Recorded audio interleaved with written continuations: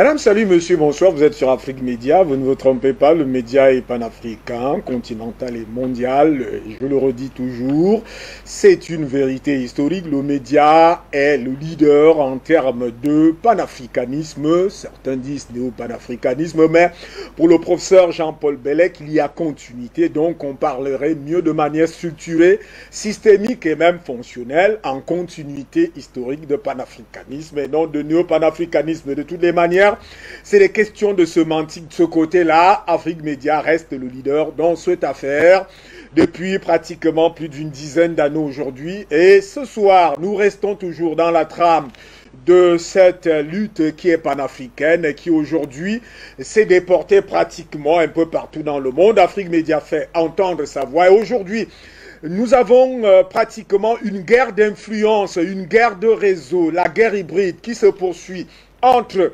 la France et la Russie, mais cette fois-ci, pour beaucoup d'experts et d'analystes, la France semble avoir requis le secours de l'Union européenne pour aller contre la Russie. Et voilà l'Union européenne qui met les pieds dans ce plat de la géopolitique et de la géostratégie devenue accidentelle pour la France en Afrique ou pratiquement en RCA. C'est des fins de non-recevoir au Mali. C'est un gouvernement de transition qui veut appliquer les aspirations du peuple. Et du coup, en Algérie, c'est le territoire qui a été bâclé au plan aérien par la France. Au Niger, c'est un convoi militaire qui arrive à éclabousser 3 personnes et avec mort à la suite. Et au Burkina Faso, c'est un affrontement entre les populations et donc le même convoi militaire. Et du coup, voilà le revers de la France à travers l'Union européenne avec des sanctions qui, cette fois-ci, vont à l'encontre de cette société appelée Wagner, que d'ailleurs la Russie ne reconnaît pas du tout parce que la Russie dit agir avec les États dans leur aspiration à la liberté, à la souveraineté et veut éviter toute ingérence dans ces États, ces ingérences étrangères. Et l'on voit le contre-pied justement de la France et de l'Union européenne dans cette affaire. Luc Michel, vous êtes à Bruxelles. Je préfère commencer avec vous pour essayer de cadrer cette affaire. Cette affaire, en réalité, qui se situe comme une cachette pour la France qui veut se cacher derrière l'Union européenne alors que le combat géopolitique et géostratégique fait rage. Dans cette affaire, la question fondamentale des panafricains est celle de savoir si aujourd'hui la France ou l'Union européenne trouve quand même qu'il y a des mercenaires qui déstabilisent l'Afrique, qui a déstabilisé l'Afrique depuis pratiquement 60 ans aujourd'hui, avec plus de 20 chefs d'État tués en cours d'exercice, avec des rébellions à l'emporte-pièce, avec des déstabilisations, avec des génocides. Luc Michel, bonsoir et bienvenue. Bonsoir Hubert, bonsoir au plateau et bonsoir aux téléspectateurs. Je vais essayer de répondre de manière succincte à toutes vos questions. Moi, je ne remonterai pas à l'époque de Bogdanár il y a 60 ans, mais à la fin de la guerre froide. À la fin de la guerre froide, les Occidentaux, ils théorisent une nouvelle version. Ils veulent privatiser la guerre et les services secrets. Ils créent une série de firmes de mercenaires dirigées par d'anciens généraux américains et britanniques. La plus célèbre, c'est les Blackwaters. Ils ont des liens au plus haut niveau du camp américano-occidental, puisque le fondateur de Blackwater, il s'appelle Tony Carlucci, il est mort aujourd'hui, mais il était ministre de Bush II. Le théoricien, il s'appelle Eric Prince. Eric Prince, il a été conseiller au renseignement d'Obama et il est actuellement encore un des conseillers de Biden et de Kamala Harris. Il y a quelques semaines, une étude est sortie aux États-Unis qui explique ce qu'a rapporté cette privatisation de la guerre. Ça se chiffre en milliards de dollars.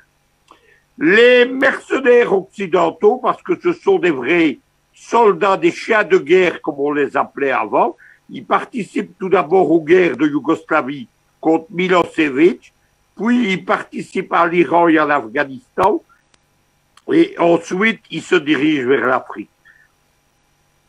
Les Russes, à partir de 2014, ils décident de réagir à cette privatisation de la guerre. Il y a ces mercenaires qui rencontrent à peu près tous les fronts, notamment en Ukraine. Ils créent une série de 11 firmes de sécurité russes qui sont occultement sous le contrôle du grand état-major russe. Ce sont eux des professionnels, ce ne sont pas des chiens de guerre. Et parmi ces groupes, le groupe Wagner n'existe pas. Le groupe Wagner, qu'est-ce que c'est? C'est la création de la propagande américaine et pas française. C'est un livre qui sort en 2020, excusez-moi. Je le connais très bien puisque j'ai un chapitre entier qui m'est consacré et je suis présenté comme un des principaux propagandistes de ce groupe Wagner. Que disent-ils? C'est qu'il existe une galaxie Wagner. Elle est constituée de groupes paramilitaires. Elle est constituée de sociétés commerciales, notamment dans le domaine des mines. Et elle est constituée de médias, le tout étant dirigé, c'est l'homme que vous voyez sur les photos à côté de Poutine, par Eugénie Prigozhin. Eugénie Prigozhin, c'est un ami de Poutine et il est influent dans le domaine des médias, mais pas du tout dans le domaine paramilitaire. Lorsque le putsch de Bozizé échoue en janvier 2021, les Français, notamment RFI, Jeune Afrique, Marianne, mais également Macron, Parly et Le Drian qui vont en parler, ils reprennent la propagande américaine. L'Union européenne, elle vient d'adopter les sanctions, pas pour faire plaisir à la France, mais pour faire plaisir aux États-Unis. Il y a eu ces 3 derniers jours un sommet par vidéoconférence de la démocratie aux États-Unis, dont on a éjecté les Russes, les Chinois et les Iraniens, les Américains prétendant qu'ils représentent le modèle démocratique par excellence. Nos amis chinois ont répondu vigoureusement. Il y a notamment un think tank de l'université de Pékin qui ont sorti un livre blanc qui s'appelle 10 questions sur la démocratie américaine. Il y a une série de clips. Cette fois-ci, tout est très bien fait. On n'est plus dans l'ancienne époque. L'Union européenne, elle vient de démontrer par l'absurde que le groupe Wagner n'existe pas. Tout d'abord, elle prétend prendre des sanctions contre le groupe Wagner, mais elle n'est pas capable de fournir un document, une photo ou quoi que ce soit là-dessus. Que poursuit-elle? Elle prend des sanctions contre 3 sociétés d'Eugénie Prigozhin, on reste cohérent avec la propagande, et elle prend des sanctions contre 8 paramilitaires en Ukraine et en Afrique, dont le représentant du groupe paramilitaire qui est actif en Centrafrique, Dimitri Oudkine. Qui est Dimitri Oudkine? C'est le patron non pas de Wagner, mais du groupe Sewa Security. Toutes les photos, chaque fois qu'on vous montre des paramilitaires en Centrafrique, on reconnaît sur leur manche l'insigne du groupe Sewa Security. C'est lui qui assure notamment la sécurité privée de Touadéra. Moi, je les ai rencontrés quand j'ai été faire mon film sur Touadéra en octobre 2019. Ce sont des professionnels. Ils encadrent depuis janvier les FACA et ils sont appuyés par l'État russe, par l'aviation russe venue de Khartoum. Voilà donc pourquoi il n'y a rien du tout derrière ce dossier. Ajoutons que ces sanctions sont des sanctions virtuelles. Aucun des paramilitaires impliqués ne voyage et n'a de bien en Europe. Ce sont des gens qui sont actifs en Afrique ou en Ukraine aux frontières de la Russie. Et aucune, bien entendu, des sociétés de Dimitri Prigozhin n'a des avoirs en Europe. Une fois de plus, on est devant des sanctions qui sont purement médiatiques, qui sont faites pour faire impressionner. L'homme qu'on veut impressionner, c'est Vladimir Poutine. Je peux vous dire qu'il se trompe là-dessus. Qu'est-ce qui se passe en particulier? Pourquoi parle-t-on de l'Ukraine? Parce que actuellement, il y a un projet de génocide. Nous en avons parlé dans Géopolitique internationale dimanche. La moitié de l'armée ukrainienne, appuyée par les Américains, les Français, les Allemands, et avec des drones turcs, la Turquie étant l'allié de l'OTAN en Ukraine comme partout ailleurs, ils sont déployés aux frontières de 2 petites républiques russes, à Donetsk et à Lugansk. C'est évidemment un énorme bœuf qui menace une souris. À côté de ça, évidemment, Ils ont fait croire que la Russie allait envahir l'Ukraine, etc. Le président d'Ukraine, il s'appelle Zelensky, c'est un ancien humoriste. C'est en fait ce qu'on appelle un clown méchant aux États-Unis. Zelensky, il y a quelques jours, a tenu une conférence de presse. Il a dit que les russophones du Donetsk, ce n'étaient pas des humains, c'était des non-hommes, des non-humains. C'est exactement la théorie des nazis entre 41 et 44. Mais on sait que ce sont là les racines du nouveau régime ukrainien. Ce sont notamment les gens qui ont formé les divisions de la Waffen-SS pendant la guerre. Zelensky, évidemment, il a énervé Poutine et les Russes ont déployé aux frontières de l'Ukraine pour des manœuvres. Sur le territoire russe, rappelons-le chez eux, ils ont déployé 175 000 hommes, des tas de blindés, des missiles, etc. Poutine a averti qu'un génocide entrepris au Donbass, ce serait une ligne rouge. Et bien entendu, ces troupes sont déployées non pas pour envahir l'Ukraine, mais pour donner une leçon à Zelensky. Tout le reste, c'est la guerre médiatique qui est au cœur de la guerre hybride et de la guerre occidentale qui continue. Je le répète, il n'y a pas de groupe Wagner. D'ailleurs, lorsqu'il y a eu la conférence de presse entre Lavrov et le ministre de la Défense malien, il l'a précisé. Et Assimi Goïta, dans son célèbre discours aux Nations Unies, l'a précisé également. Il n'y a pas de groupe Wagner. Évidemment, c'est un fantôme, un grand Satan créé pour les besoins de la propagande. Vous montrez une carte qui serait le déploiement de ce groupe Wagner dans le monde. Tout d'abord, on a confondu plusieurs États dans lesquels est déployé l'État russe et non pas le groupe Wagner. Par exemple, l'Algérie, par exemple, la Guinée équatoriale, qui est au bas du golfe de Guinée, par exemple, l'Angola. On a montré un certain nombre de pays où les paramilitaires, effectivement, sont déployés, notamment la Centrafrique et le Mozambique. Mais il y a sur cette carte deux États, c'est le Venezuela et c'est Madagascar. Ces États, en fait, ce qui est déployé chez eux, ce n'est pas du tout le groupe Wagner ou même la Russie, c'est l'allié de la Russie qui est l'Iran. L'Iran, pour la petite histoire, c'est lui qui a inventé la guerre hybride en 2006 au Liban avec le Hezbollah. Les Russes n'ont fait que la réinventer en 2013 en Ukraine. Elle a été théorisée par un général russe qui s'appelle le général Gerasimov et qui a émis ce qu'on appelle dans l'OTAN la doctrine Gerasimov. L'Iran, elle a maintenant une géopolitique mondiale. Elle intervient en Afrique.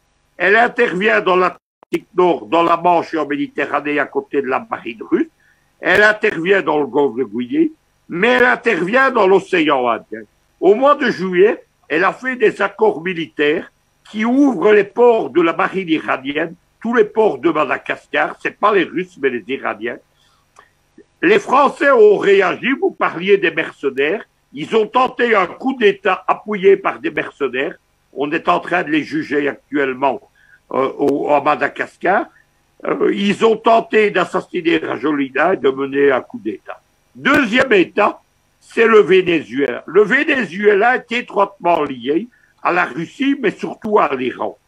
Ils ont fait un mécanisme d'évasion des sanctions qui est là le couloir économique anti-sanctions Caracas, Téhéran et Dakar, parce que le Sénégal est allié au Venezuela et à l'Iran dans ce domaine. Et ce qui est déployé actuellement en Iran, ce sont le groupe non étatique, la milice paramilitaire, non pas le groupe Wagner, mais le groupe paramilitaire du Hezbollah, qui est en train de sécuriser le Venezuela face aux troupes américaines et aux forces spéciales qui sont déployées notamment en Colombie.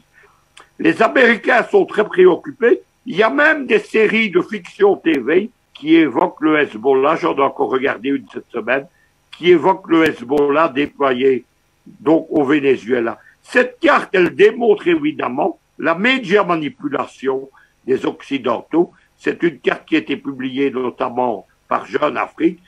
Tout cela, c'est du pipeau. En langage de la propagande militaire, on appelle ça faire une soupe. C'est exactement. On mélange les groupes paramilitaires, les Iraniens, l'État russe.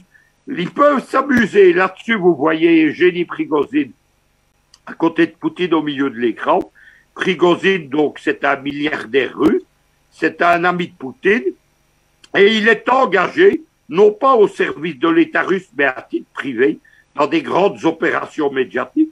Il dirige, par exemple, au Caire, une télévision kadhafiste qui s'appelle Jamahirian TV. Voilà ce qu'il faut retenir de tout cela. Tout le reste, ce sont l'écume de la propagande, et ça finira dans les poubelles des médias occidentaux.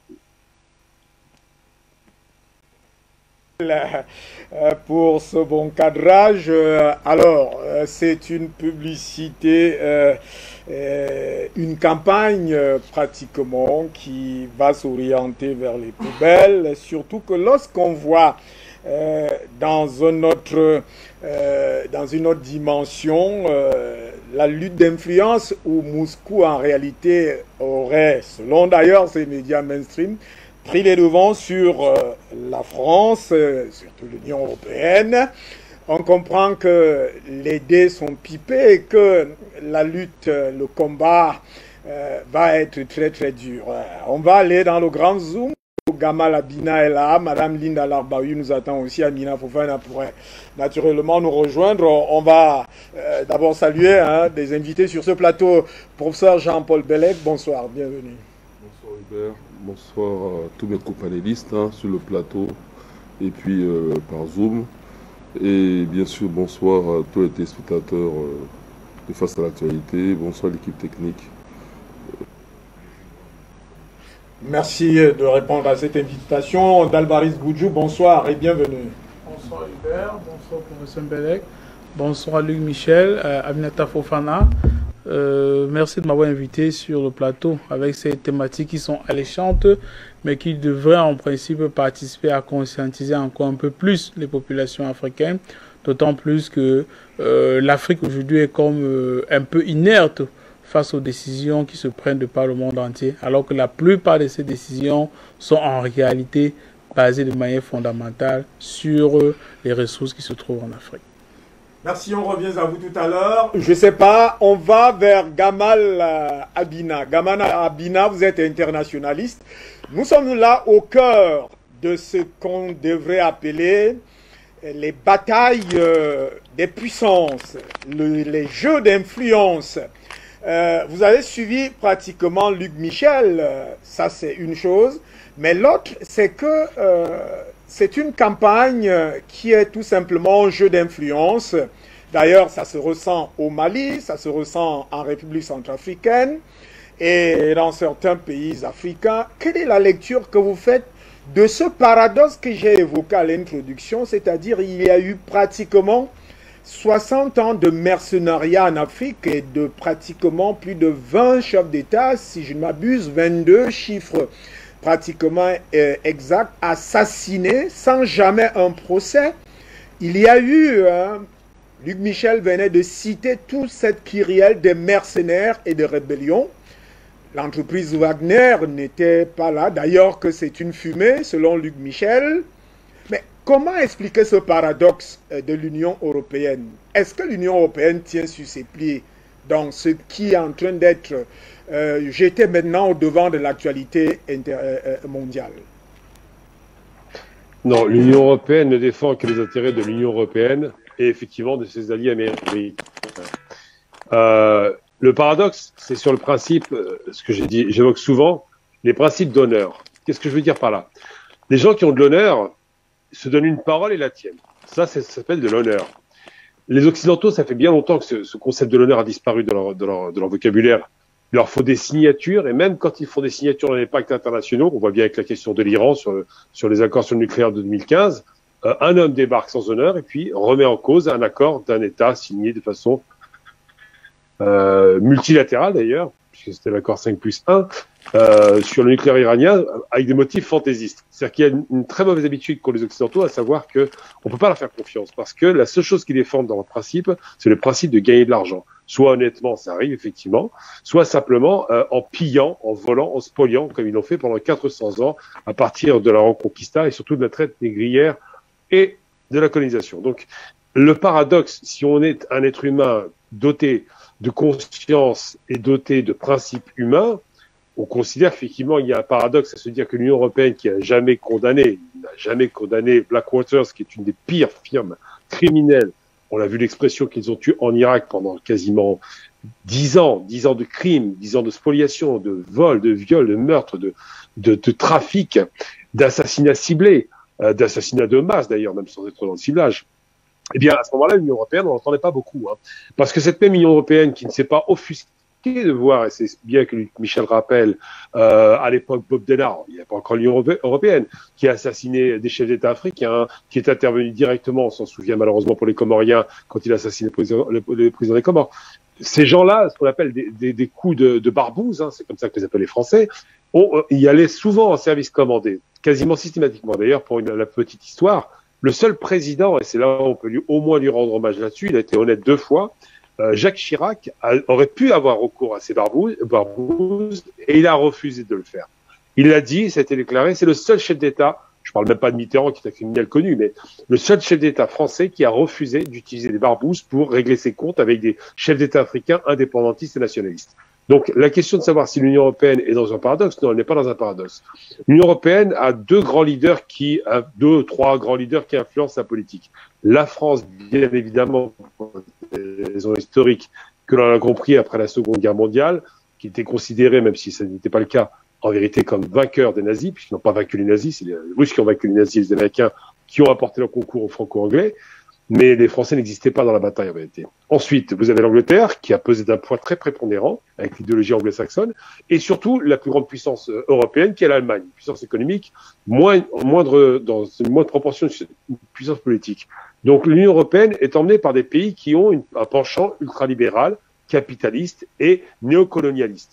Alors, pourquoi est-ce qu'on ne peut pas considérer cette sanction et ces condamnations? D'abord parce que la guerre Est-Ouest est réouverte de façon évidente en Afrique depuis que les Russes se sont déployés avec les Chinois. Ensuite, parce que les condamnations de pure forme de l'Union européenne n'auront pas de conséquences majeures sur les groupes qu'on appelle paramilitaires russes, qui en vérité sont souvent plutôt des conseils militaires. Il existe des groupes paramilitaires identifiés comme Evropolis, par exemple, ou Velada, mais bizarrement, ils n'en parlent pas de cela, ou très peu. Ils mettent toujours Wagner, cette fabrication de l'esprit qui prétendrait que ce seraient des néo-nazis qui seraient à la manœuvre, alors que les néo-nazis, on les voit très bien opérer dans le Donbass, on voit très bien opérer en Ukraine contre les Russes. Et les choses sont très claires. Mais là, l'Union européenne ne condamne pas ces néo-nazis. Ça leur pose aucun problème de voir que des gens qui ont le drapeau nazi, hein, c'est pas une vue d'esprit, des gens qui sont les descendants directs de ces Waffen-SS, comme on les appelle, ceux-là ne sont jamais condamnés, étrangement, parce que ce sont des alliés. C'est-à-dire que l'Union européenne ne condamnera que les gens qui ne les arrangent pas sur le terrain politique et économique. Et le paradoxe dont vous me parlez, il n'existe pas, puisqu'effectivement, dans leur logique ultralibérale et prédatrice par rapport au reste d'Afrique, cette logique-là n'a absolument aucun faire des principes humains et encore moins des principes moraux, et je ne parle même pas du fait de défendre évidemment des valeurs qui seraient soi-disant internationalistes, pour le coup, humanistes, et encore une fois, avec un sens de l'honneur. Le sens de l'honneur, ça fait longtemps que ça a déserté l'Union européenne. De toute façon, l'Union européenne ne compte pas. Mais en vérité, il faut rappeler aussi une chose. Quand on condamne, par exemple, ce qu'on appelle le groupe Wagner, je traduis, donc les conseils militaires russes qui interviennent, ils les condamnent pourquoi? Pas parce qu'ils font la guerre. Ils les condamnent parce qu'ils essaient d'arrêter la guerre. Ce qui est quand même très grave. J'ai envie de dire que ceux qui ont le mauvais rôle dans l'histoire, c'est bien l'Union européenne qui soutient la France, puisque la France, depuis 60 ans où elle est prétendue partie d'Afrique, elle a toujours soutenu des opposants politiques qui lui étaient favorables, toujours laissé faire, sinon encouragé des mouvements soi-disant séparatistes. On a vu l'intervention, par exemple, sur la Belgique par rapport au Congo belge ou par rapport à l'assassinat de ce malheureux Patrice Lumumba, Belgique de Baudouin et de la CIA pour assassiner Lumumba. On voit les différentes interventions à Kolwezi, par exemple. Ça a commencé très tôt à Kolwezi. Donc les Français, ils vont comme des colons, il n'y a pas de problème là-dessus. Et on prétend avoir libéré l'Afrique. Donc la réalité, c'est que l'Union européenne n'est que le porte-voix à ces maigrelets de la France, de l'Angleterre, qui sont les gros poids lourds, et de l'Allemagne qui a des intérêts.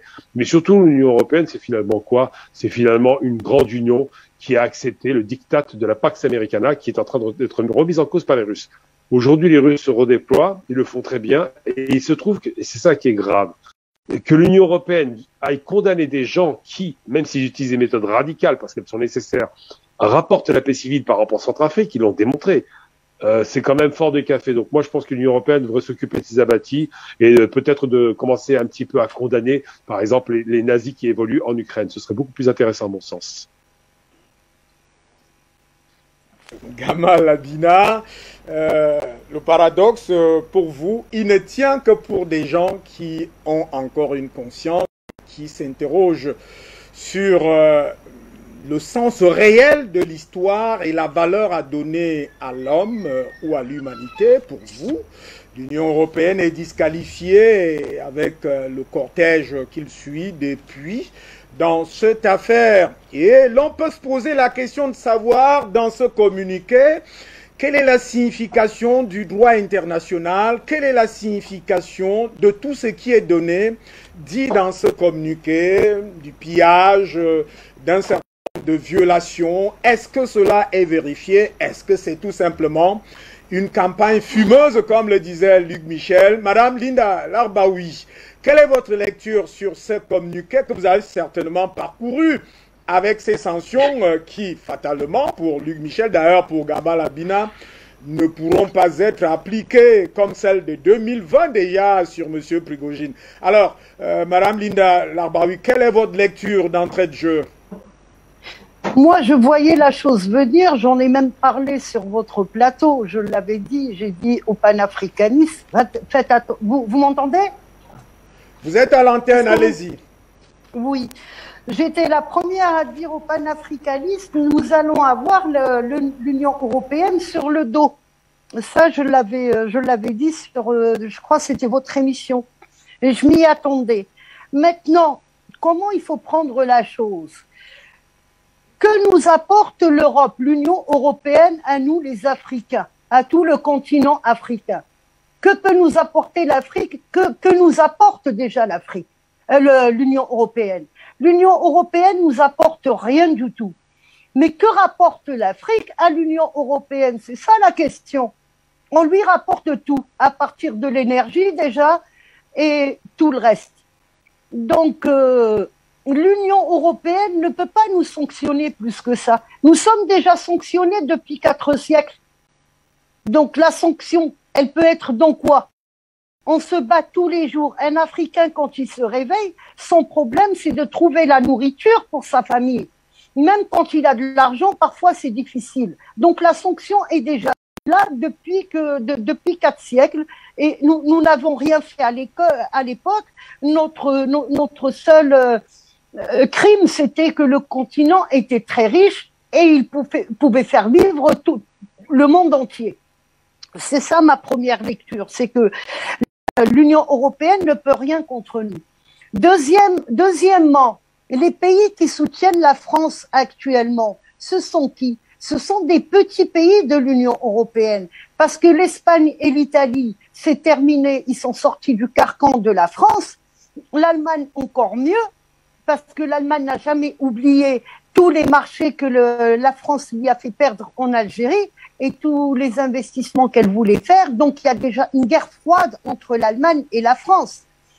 Concernant l'Espagne et l'Italie, Alger l'a bien joué. Alger a fait de deux partenaires économiques, elle en a fait des alliés, pour la simple raison que les tuyaux de gaz qui alimentent directement l'Europe maintenant, il y en a un qui a été déjà mis en route depuis le 1er novembre, celui qui passe par l'Espagne directement, et le deuxième qui doit passer par l'Italie directement, il est déjà fait, il reste juste à l'ouvrir. Elle a fait de ces deux pays des alliés économiques, ce ne sont plus que des partenaires. Voilà, et ça c'est très important, les mots sont importants, c'est-à-dire que ce sont des pays amis aujourd'hui. Alors si on prend une règle et on trace un trait, Espagne-Italie, qu'est-ce qu'on va trouver? On va trouver que la marine française est enclavée dans ses mers. Il y a l'Italie et l'Espagne avec qui l'Algérie a ratifié ses frontières et elle a signé des accords qui ferment la route à la France. Donc déjà là, l'Afrique a gagné un point parce que l'Algérie, c'est l'Afrique, c'est un pays africain. Là, la France est consciente que c'est un pays, que c'est un point très fort pour Alger. Donc, qu'est-ce qu'elle a trouvé comme solution? c'est de s'allier aux Anglais dans le golfe de Gibraltar.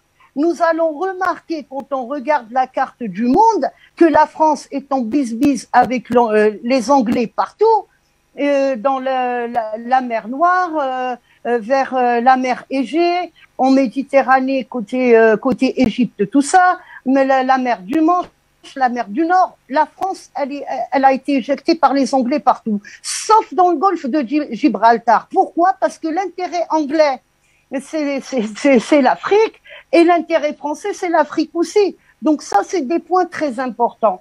Maintenant, il faut que je vous donne une information qui est capitale, et je crois que c'est ça qui a fait bouger les choses par rapport à l'Union européenne.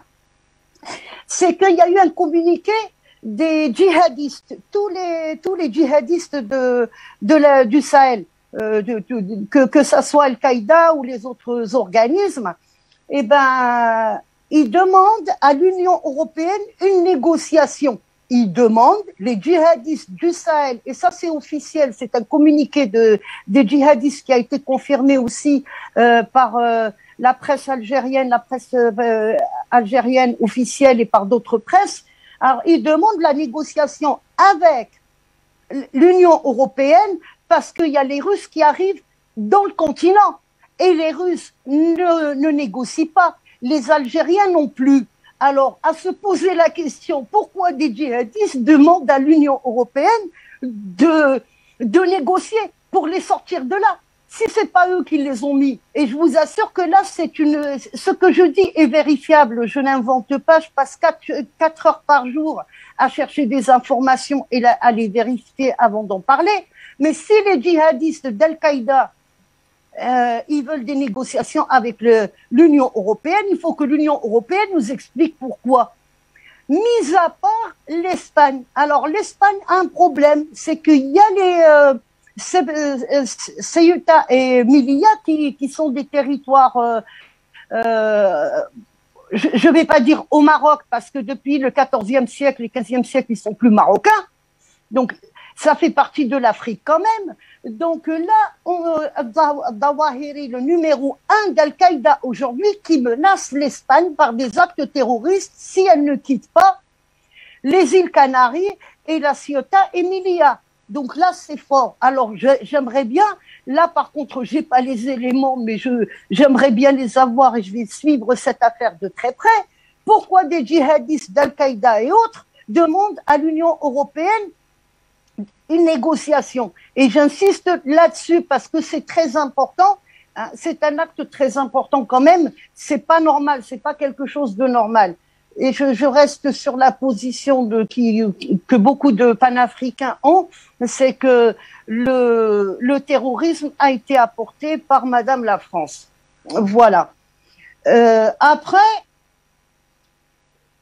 il faut être pragmatique dans tout ce qui se passe. Et les Européens le sont. J'ai appris ça par eux. Ils savent très bien que en ce moment, l'Afrique bouge et elle bouge bien. Il n'est pas important qui gouverne. Ce qui est important, c'est les peuples. Et les peuples aujourd'hui refusent tout ce qui est colonialisme et néocolonialisme. Et ça, ils le ressentent. Je vais vous donner un exemple. En 2019, quand le Hirak algérien était au plus fort, donc il y a eu une étude pour voir si jamais il y a des dérapages en Algérie, on peut bombarder et on peut en faire la Libye. Donc les résultats de la CIA, c'était qu'il n'était pas possible de le faire, tout simplement parce que la communauté algérienne à l'étranger allait avoir la réaction de la communauté étrangère à l'étranger, surtout en France, allait avoir un impact très très grave. Donc c'est une communauté qui bouge, c'est une communauté qui ne veut pas qu'on fasse du mal à son pays, donc il y avait danger, et à partir de ce moment-là, la décision était on touche pas à l'Algérie pour le moment. Et ben concernant l'Afrique actuellement, c'est ça. Tout le monde veut la guerre, mais personne ne veut la faire pour la simple raison que pour continuer à piller, il faut pas qu'il y ait la guerre. Ça. Et deuxièmement, chacun a peur de perdre ce qu'il a déjà acquis. Donc, si jamais il y a une guerre, la France n'est pas sûre de garder le peu qu'elle arrive à garder aujourd'hui, les Américains non plus, sachant que les Chinois sont là, les Russes sont là, et les Iraniens, ils sont aussi en force. Quand je parle de l'Iran, je parle des Libanais qu'il y a en Afrique. Depuis que Hezbollah et Hamas ont porté allégeance, c'est des chiites, et ils ont porté allégeance à la mosquée iranienne. Donc tous les chiites soutiennent l'Iran. Donc l'Iran est en force. Et si jamais on provoque une guerre dans le Sahel ou autre, qui va être le perdant, qui va être le gagnant? Tout tourne là-dessus. Donc il y a l'Espagne qui ne veut pas se retrouver avec des réfugiés, l'Italie non plus, l'Allemagne n'est pas d'accord. Donc il y a déjà 3 pays qui sont pour l'Afrique et qui sont pour une renégociation avec l'Afrique. La France tient à ses positions et elle est du côté des États-Unis, et c'est normal parce que c'est un pays vassal. Quand on voit tout ce que la France pille et la dette française, on se pose des questions, et tout simplement parce que c'est les États-Unis qui récupèrent. On leur a accordé le droit du veto, on leur a accordé beaucoup d'avantages à condition qu'ils restent la façade et les États-Unis récupèrent derrière. Donc, par rapport à l'Union européenne, ils nous ne donnent rien du tout. Ils ne sont là que pour prendre. Donc, on n'est pas perdant et on perd pas au change. Le Mali en question, je vais dire ça comme ça, quand on prend la carte de l'Afrique, l'Algérie, c'est la tête de l'Afrique. Donc, il y a dans une tête, il y a le cerveau, c'est très important. Mais le Mali, c'est le cœur de l'Afrique. Et il faut pas que ça se déstabilise plus que ça. Si on n'a pas de cœur, on ne peut pas vivre. Et ça, je pense que ces pays-là qui sont pragmatiques le savent. Donc, tout le monde essaye de défendre le Mali, et une fois qu'on a stabilisé le Mali, tout va se stabiliser. C'est pas l'intérêt de la France, et c'est pas l'intérêt des grandes puissances au sein de l'Union européenne, mais c'est l'intérêt des petits pays qui se font déjà pompés par la France et utilisés par la France, comme la Grèce ou comme la Roumanie, par exemple, où il y a d'autres pays aussi qui sont dans ce cas-là. Donc, pour nous, on a déjà l'Italie qui est contre la déstabilisation de toute l'Afrique et qui veut récupérer les intérêts qu'elle a perdus déjà en Libye, l'Espagne qui est auprès de l'Algérie, l'Allemagne qui a investi pas mal aussi en Algérie et qui compte s'agrandir dans des marchés gagnant-gagnant. Alors moi, pour moi, l'Union européenne, elle nous apporte rien pour le moment, et elle ne peut pas nous faire plus de mal que ça. Voilà. Bah oui. Je ne sais pas si nous sommes justement avec la... Merci à vous, Madame Linda Larbaoui, pour ce cadrage. L'Union européenne n'apporte rien dans cette affaire, donc il ne faut pas qu'on déstabilise de plus en plus le Mali dans la situation actuelle, et que le jeu est déjà fait avec l'Algérie qui a pris justement ses distances et ses positions, et que l'Union européenne avec la France n'est embarquée qu'avec des petits pays, la Grande-Bretagne n'y est pas, l'Italie, l'Espagne et naturellement l'Allemagne. Alors, Madame Amina Fofana, vous êtes membre du Conseil national de transition au Mali, vous êtes naturellement aussi membre du Parlement panafricain. Alors, on aurait dû prendre ça à l'accueil, ben vous arrivez maintenant.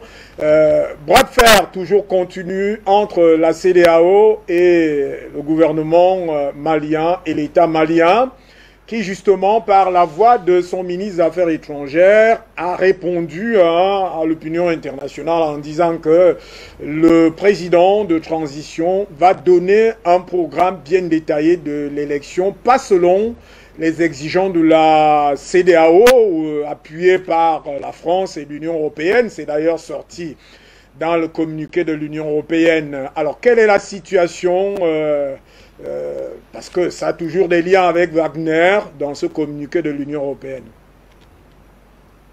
Bonsoir Hubert, bonsoir au professeur Jean-Paul Bellec, bonsoir à mon frère panafricain qui est assis à côté, je m'excuse, j'ai un peu oublié son nom, Madame Larbaoui, Luc Michel, Gamal et tous ceux qui nous regardent en ce moment, je vous salue. Et aussi, je salue la partie technique d'Afrique Média. Merci pour la qualité du travail que vous fournissez et la qualité d'information que vous fournissez aux Africains. Le monde, c'est nous. Bon, cette semaine, il y a eu beaucoup de choses. Hubert, il y a eu beaucoup de choses. Il y a la CEDEAO qui a d'abord menacé le Mali pour prendre des sanctions. Finalement, la CEDEAO aboie beaucoup, mais elle n'arrive pas à mordre parce qu'elle est édentée. Parce que quand Yerawolo a fait sa marche avec d'autres partenaires, les gens se sont retrouvés devant des points stratégiques, devant les biens africains mal acquis par la France, pour voir si, en cas de sanctions, pour mettre le feu à tout ce que la France a comme arnaque sur notre terre. Heureusement que la CEDEAO a seulement aboyé et n'a pas pu mordre.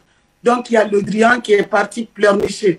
Jean-Yves Le Drian, qui appelait ministre de l'Afrique, ministre des Affaires étrangères françaises, Jean-Yves Le Drian, donc est parti pleurer au pied des autorités algériennes, mais c'est peine perdue parce que la Russie, l'Algérie sait ce qu'elle veut, hein. L'Algérie sait ce qu'elle veut. Et cette affaire est déjà scellée et c'est la France qui est hors jeu. Bazoum et Macky Sall qui ont fait leur show, comme d'habitude. Bon, c'est Bazoum qui a l'habitude de le faire, mais il n'est pas très différent de Macky Sall. Donc, les assises nationales qui sont en cours, qui marchent très bien, qui fonctionnent, qui assimilent le digne président patriote, qui fait en sorte que ces impérialistes respectent la souveraineté du peuple malien. On le salue et on le soutient infiniment. On le soutient vraiment de tout cœur. Donc, des sanctions contre Wagner, c'est un coup d'épée dans l'eau.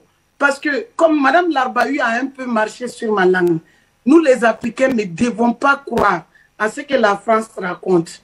Tous les Européens, toute l'Europe n'est pas derrière la France. Merci beaucoup, Mme Larbaoui. Toute l'Europe n'est pas derrière eux. Elle a cité quelques exemples. L'Allemagne s'est désolidarisée totalement, veut aller en bilatéral avec le Mali et veut ses propres intérêts, indépendamment de la France. Mais même si c'est deux pays qui accompagnent la France dans sa folie, la France fait un communiqué à la taille, à la hauteur de leurs mensonges toujours. Il ne faut pas croire, l'Union européenne n'est pas unie et soudée derrière la France comme ils sont en train de le dire. Et plus la France prend cette posture, plus ça veut dire que nous sommes sur le bon chemin parce qu'ils ont affaire à plus grand qu'eux. Ils ont affaire à plus costaud qu'eux. Donc, il n'y a pas de comparaison entre l'UE et la Russie. Il n'y a pas de comparaison, à plus forte raison, entre la France et la Russie. Donc, plus ils prennent cette position, plus ils continuent de se tirer une balle dans le pied. Ça nous clarifie, ça nous rassure même toujours davantage de notre relation avec la Russie. C'est très bien. C'est eux qui sortent. Maintenant, ils ont compris que les Russes sont là. Et on leur a dit, nos ministres des Affaires étrangères ont dit qu'il n'y a pas de Wagner, qu'ils vont traiter avec l'État russe. Mais avec tout ça, ils sont en train d'aller raconter qu'ils ont pris des sanctions contre Wagner. Mais c'est bien, parce que finalement, le coq décapité qu'est Emmanuel Macron, il ne sait même plus quoi faire, ne sait pas où aller. Et apparemment, il va venir ici, rejoindre notre digne président patriote Assimi Goïta, pour qu'il parle du départ de Barkhane. Donc, ça c'est très important. Ça veut dire que tous les panafricains qui ont soutenu le Mali, qui ont aidé le Mali, ne se sont pas trompés et le peuple malien ne l'oubliera jamais. Et nous devons continuer, nous les peuples, à nous donner la main contre les impérialistes. Vous avez vu que quand le peuple se lève, les impérialistes reculent. La CEDEAO n'a pas reculé pour rien. Parce que la CEDEAO savait très bien que les biens africains mal acquis par la France étaient tous menacés ici, sans exception. Tous. Et désormais, c'est ce que le peuple fera à la France. Moi, j'ai dit qu'ils doivent sortir encore. S'ils ont une once de dignité, je reviens là-dessus, qu'ils sortent par la grande porte. Parce que plus ils sont dans cette position, plus ça confirme que la Russie c'est-à-dire a refusé, parce qu'en même temps, ils sont en train de supplier Emmanuel Macron, en même temps, ils sont en train de supplier le dit président Assimi Goïta, pas Emmanuel Macron, et Vladimir Poutine. Donc, avec tous les tapages médiatiques là qu'ils font, tous les jours, ils sont là en train de supplier la Russie. Mais la Russie a une revanche historique à prendre sur l'Europe. Et c'est grâce à l'Afrique que la Russie va avoir ça. Parce que si ces gens-là, ces criminels, restent ici, Mme Larbaoui l'a dit tout de suite, ils sont là, ils ne nous apportent rien, ils prennent tout. Ce qu'ils nous apportent, c'est la misère, c'est la mort. Donc, ils sont même plus solidaires derrière la France qui prétend avoir l'Union européenne derrière elle. Elle devrait savoir que Afrique Média est là, les infos sont claires. Les médias mensonges n'ont plus de force. Ils ne peuvent plus nous mentir. L'Union européenne s'est désolidarisée de la France. Ce n'est pas dans sa totalité. C'est quelques petits pays là. Même en venant ici, en formant Takuba, il y a beaucoup de pays qui se sont désengagés. Au départ, ils étaient 13 à venir. Ensuite, je pense qu'ils sont venus en 6 ou 7 pays qui sont venus. Mais avec tout ça, la France est dans sa propagande, dans sa folie, pense que nous pensons que toute l'Union européenne est dans sa force criminelle Takuba. C'est faux. Il n'y a plus d'Union européenne. L'Union européenne était unie contre l'Afrique. Maintenant, si la France tombe, c'est soit pour eux de l'occasion, parce que s'ils ne veulent pas couler, comme les Africains sont décidés, s'ils ne veulent pas couler, ils vont aller en bilatéral avec chaque pays africain. C'est comme ça qu'il faut aller avec eux. Ils n'étaient pas soudés avant. Et là, ça a explosé, c'est parti en fumée. Et la rapidité avec laquelle c'est parti en fumée montre à quel point eux-mêmes, à l'intérieur de leur union, sont exaspérés par le comportement irresponsable, exaspérés par le comportement irresponsable de la France depuis toujours. Donc, c'est comme si c'était une introduction. Je m'arrête là. Merci. Une introduction. Je m'arrête là. Merci de m'avoir posé cette question.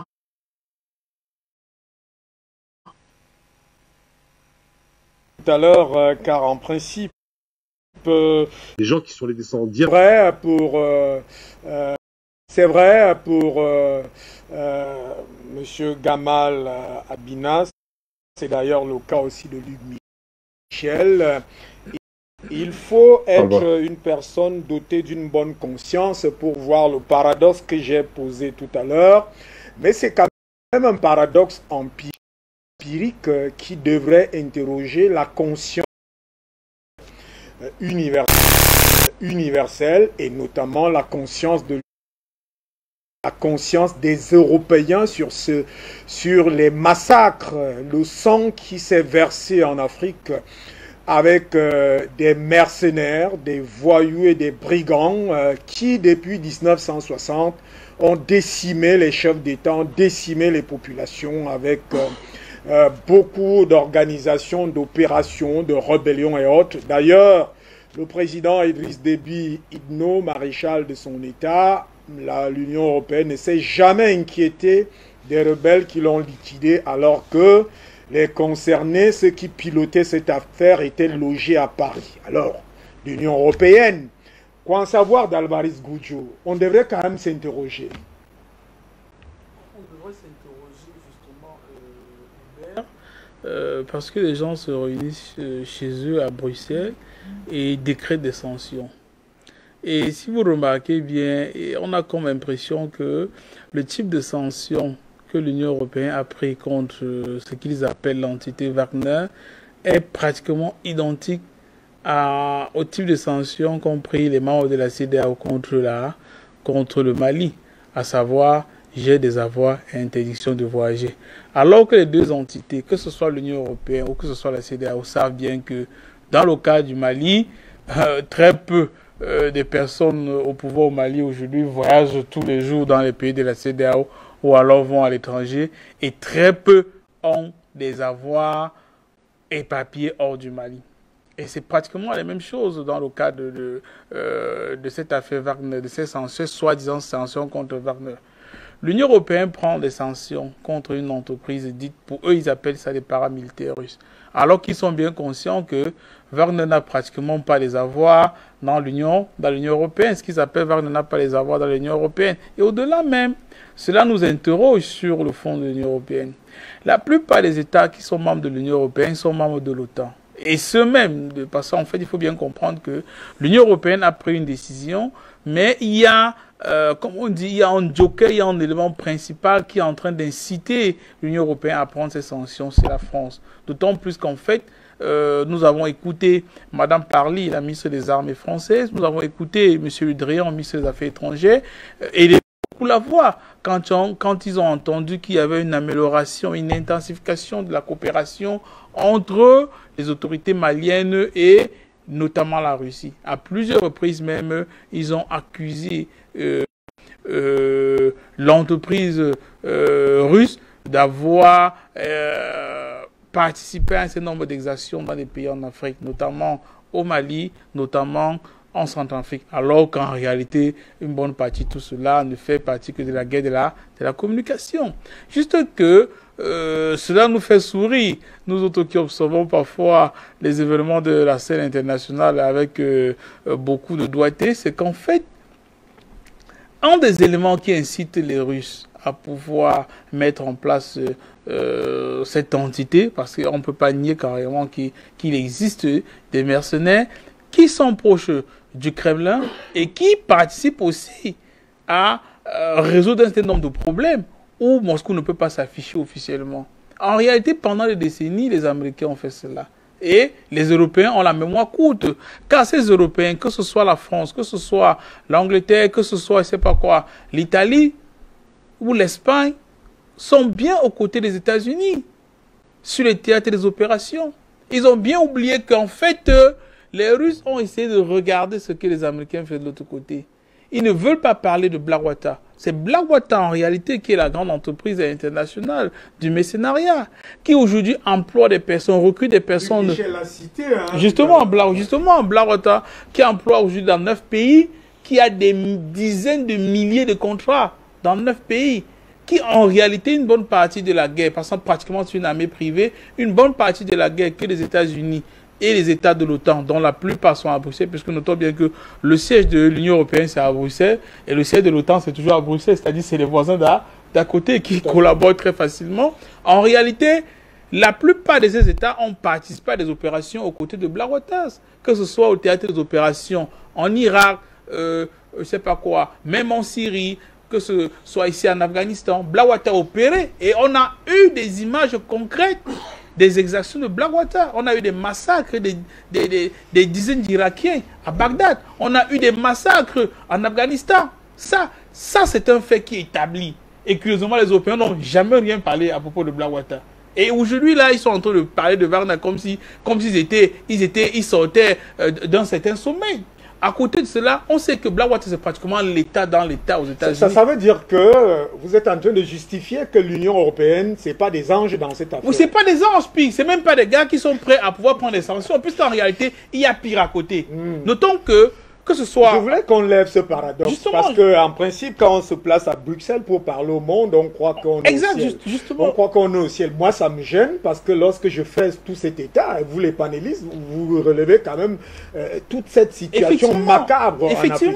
Effectivement, parce qu'on est avec des personnes qui sont là, qui ont collaboré avec Blackwater, qui a tué des gens jusqu'à aujourd'hui. On n'a pas condamné ces gars-là. On n'a pas pris des sanctions contre Blackwater. D'autant plus que les intérêts entre Blackwater, le Deep Power aux États-Unis et Bruxelles, qui en réalité est commandé et dirigé par les lobbies financiers autres, vraiment les intérêts sont extrêmement liés. D'autant plus que quand vous regardez dans un pays comme en Angleterre, en Irak, où le consul est protégé par les éléments de Blackwater. En réalité, les Américains ont privatisé pratiquement les opérations armées, que ce soit en Irak, que ce soit en Afghanistan.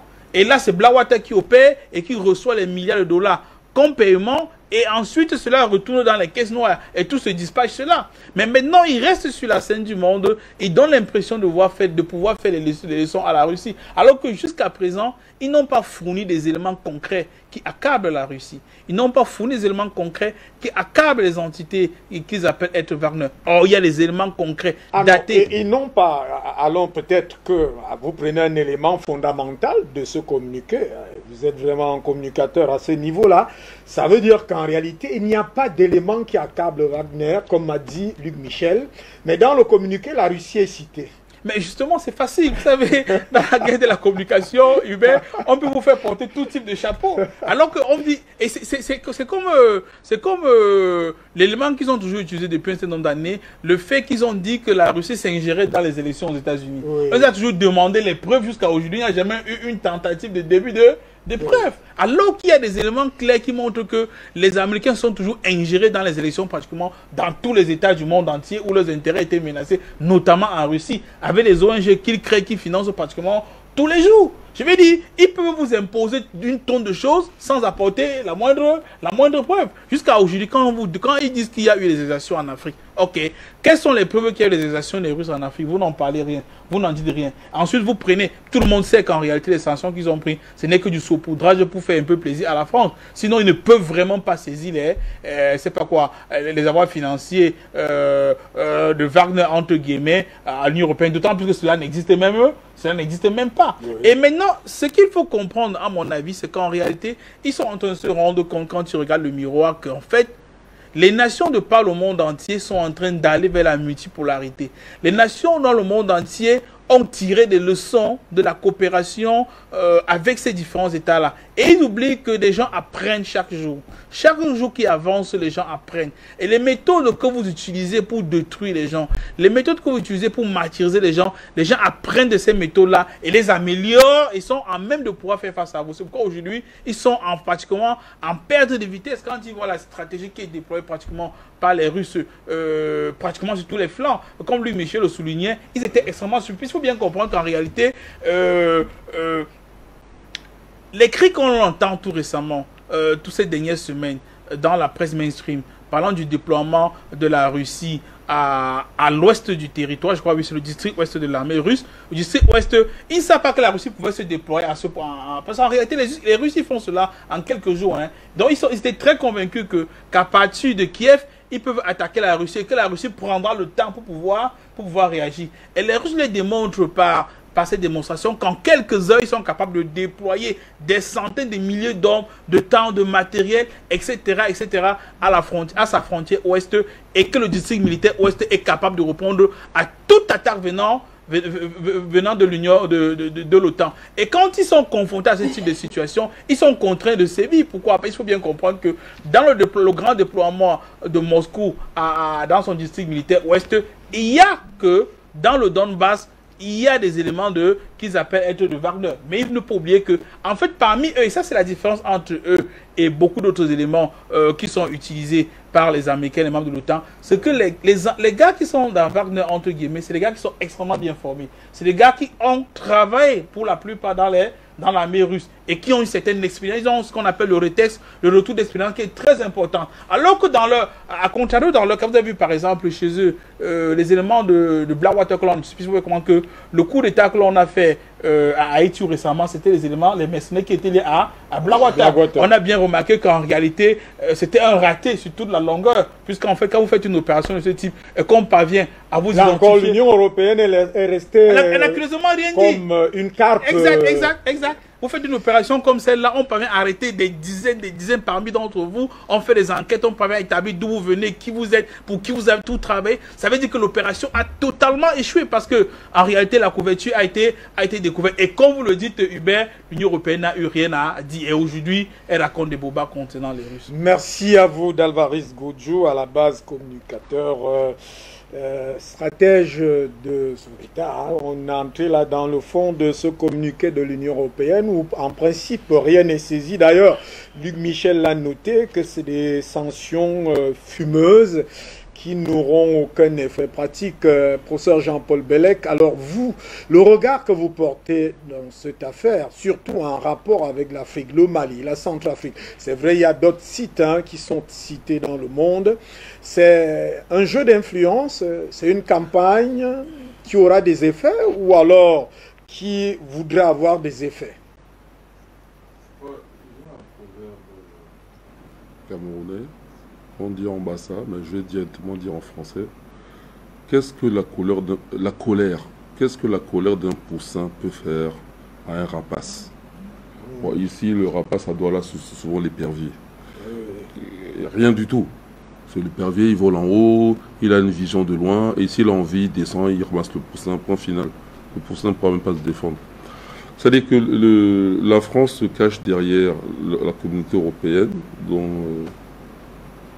justement Amina Fofana a dit tout à l'heure qu'il n'y avait pas entente entre eux, à part quelques petits pays qui peuvent suivre la France, mais l'Espagne, l'Angleterre, l'Allemagne, l'Italie, tout ça. Et Madame Larbaillot aussi l'a dit avant, ça ne suit pas la France parce qu'ils sont réalistes. Et puis ils tiennent quand même à garder quelques relations avec l'Afrique et ne pas tout perdre juste parce que la France, elle n'y comprend toujours rien. Oui. Voilà, ils sont un peu plus pragmatiques. Donc, dans cette perspective, les Français s'entêtent en se cachant dans l'Union européenne et à travers l'Union européenne, puisque l'Union européenne et l'OTAN ont la même capitale qu'à Bruxelles, ils se cachaient derrière l'OTAN. Alors, ce qu'ils doivent comprendre, c'est que la Russie sait à quoi s'attendre.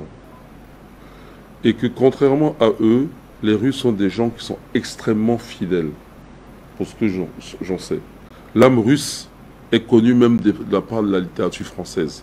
Dans la littérature française, on parle de l'âme russe. L'âme russe existe. Ça veut dire que, voilà, d'abord, les Russes ne sont jamais venus en Afrique pour coloniser qui que ce soit. Rien que ça, déjà, c'est un désavantage pour les Français, et les Anglais, et les Italiens, et les Espagnols, et tout cela, ils sont dans l'eau occidentale, y compris même les États-Unis. Les Russes ne sont jamais venus en Afrique, on leur demande de partir, et ils s'accrochent. Or, c'est le cas de la France. Parce qu'à ce que je sache, voilà des gens qui se disent démocrates, et la population s'exprime, c'est le cas au Mali, depuis déjà des années. C'est le cas maintenant au Burkina et au Niger, pour ne citer que ces trois États-là. Et les Français s'entêtent. Ils se sont des menteurs. Monsieur Gamal, oui, Gamal a dit voilà, qu'il n'y a pas d'honneur pour des gens qui... Voilà, ils n'ont pas d'honneur. Voilà. Et effectivement, Madame Parly a menti en Mondiovision. Amina Fofana l'a déjà rappelé ici, c'était amusant parce que c'était une dame contre une dame. Madame Florence Parly contre Amina Fofana. Ouais. 1.0 déjà. Je compte pour Amina Fofana, donc pour l'Afrique. Voilà. Et il est clair que Madame Parly ment. Pourquoi? Et elle ment sans vergogne. Et on ne la reprend même pas. Même ses collègues ne la reprennent pas. Les troupes françaises n'ont jamais traversé le Mali en venant du Niger. Parce que la voie, on la connaît. Elle passe par Gossi, que je connais aussi, Gossi. Gossi, c'est pas loin où il y a la main de Fatima. Voilà, je connais Gossi. Hombori. Mais Gossi n'est pas loin. Mais Parly a affirmé Gossi que le convoi a traversé cette zone. Ils ne sont pas passés par là. Ensuite, on les attend à Gao. Ils ne sont pas à Gao. Donc, mensonge. Et ils ne sont pas à un mensonge près. Alors, le mensonge, c'est aussi ce qu'ils reprochent à soi-disant Wagner. Donc, nous savons que Wagner, c'est un compositeur des siècles passés, mais Wagner, apparemment, en tant que paramilitaire, n'existe pas. Il continue à... Voilà des gens qui n'évoluent pas dans le monde réel. Ils inventent un paradigme occidental et ils nagent dedans. Même quand ce paradigme n'a plus d'effet, c'est-à-dire que ne les permet plus de réfléchir clairement pour avancer. Vous dites un compositeur. Il continue. Wagner, c'était un ancien compositeur allemand, non? Peut-être que l'Union européenne, la France veulent faire des compositions. Non, moi je pense que ici ils ont choisi le nom Wagner, c'est parce qu'ils essayent de titiller ce que Luc Michel a dit tout à l'heure, le côté nazi. Le côté nazi. Oui, parce que Wagner est reconnu comme un compositeur. Il n'était pas là à l'époque des nazis, mais il était aimé des nazis. Très aimé des nazis. Donc ils essaient un peu, vous voyez un petit glissement là. Mm. Voilà, je pense qu'ils jouent dans la psychologie des gens, quoi. Voilà. Je pense, hein, parce que sinon je vois pas le rapport. Alors, sinon je disais donc que là encore, voilà des mensonges, parce que ceux qui ont commis des actes que l'humanité reprouve en Afrique, c'est justement les troupes françaises, absoutes par le Sénat, par les députés, par le gouvernement. Ah oui, accusé, mais... de pédophilie, de viol, d'enfants même. Hein. On va revenir à vous. Enfants, filles et garçons. Vous, avec votre permission, vous gardez la parole. Se bouscule au standard, je crois. Vous nous rejoignez à l'instant. Merci pour cette patience. On vous accueille. Monsieur, bonsoir. Bienvenue sur Face à l'actualité. Votre contribution nous intéresse. Est-ce que nous sommes avec l'appelon?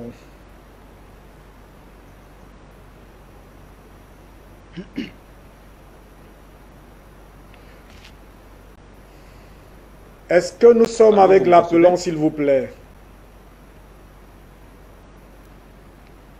Allô? Vous êtes à l'antenne, cher monsieur, et le temps, ça joue aussi, je vous en prie. Votre contribution, s'il vous plaît. Vous êtes à l'antenne, allez-y. Ok. Excusez-moi, mon cher Hubert Etoundi, je n'avais pas le retour. C'est Delphin de Bujumbura. Donc, je vais gagner en temps et saluer de façon globale les invités. Je suis sûr qu'ils m'ont reconnu, je les ai reconnus aussi. Donc, c'est le jeune Bantou qui appelle souvent depuis la ville de Gitega.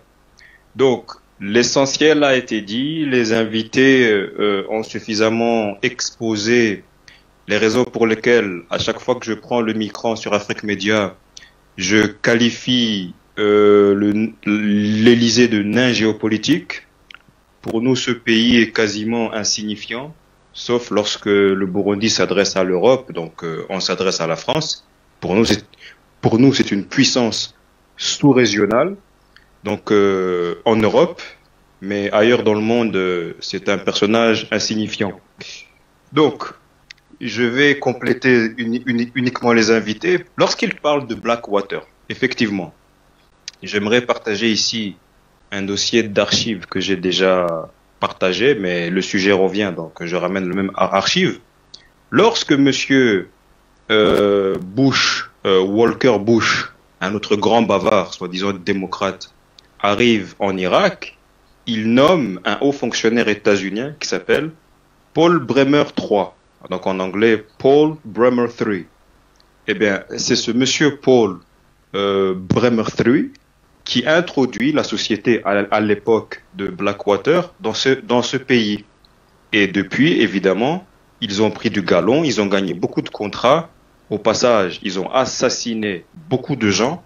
Rien qu'en Irak, si je ne me trompe pas, je crois, les chiffres officiels, hein, bien sûr, s'élèvent à 15 millions 15 000 Irakiens. Les chiffres, évidemment, sont beaucoup plus nombreux. Donc, les anciens dirigeants de ce groupe Blackwater, pour certains, comme un ancien ministre de Bush, justement, s'appelle Carlucci, Monsieur Luc Michel en parle parfois, il est mort, et les seuls qui restent en vie, vous avez Rumsfeld, Dick Cheney, Bush lui-même, et Eric Prydz, qui réside donc en ce moment au Moyen-Orient, aux Émirats Arabes Unis, si je ne me trompe pas. Donc, ces gens-là n'ont pas de leçons à nous donner, d'autant plus que la nouvelle est tombée ce matin via France 24. Le Pentagone a décidé de ne pas poursuivre les militaires qui ont assassiné des Afghans il y a à peu près, je crois, un mois ou